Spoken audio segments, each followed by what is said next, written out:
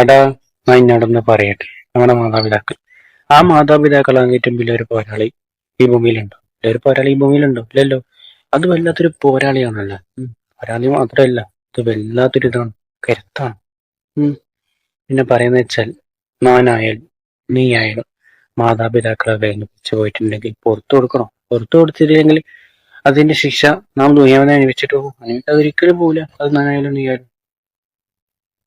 അത് ശരിയാണോ? നീ പറഞ്ഞ ശരിയാ. എന്നുവെച്ചാൽ നമ്മുടെ മാതാപിതാക്കളാകേറ്റവും വലിയൊരു പോരാളി ഒരാളില്ല.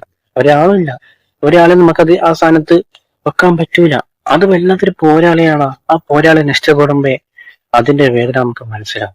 അതുകൊണ്ട് ആ പോരാളി ജീവിച്ചിരിക്കുന്ന കാലഘട്ടത്തിൽ നാനും നീയാലും വേറൊരാളെ നീയാലും വേദനിപ്പിച്ചു പോയിട്ടുണ്ടെങ്കിൽ പുറത്തു കൊടുക്കണം. പുറത്തു കൊടുത്തിട്ടില്ല നീ പറഞ്ഞ പോലെ ദുനിയാവിനെ ശിക്ഷ അനുഭവിച്ചിട്ട് പോകും. ഈ ദുനിയാവിനെ എന്റെ ശിക്ഷ അനുഭവിച്ചിട്ട് പോകും. പോകാതിരിക്കൂല. ഒരിക്കലും പോകാതിരിക്കില്ല.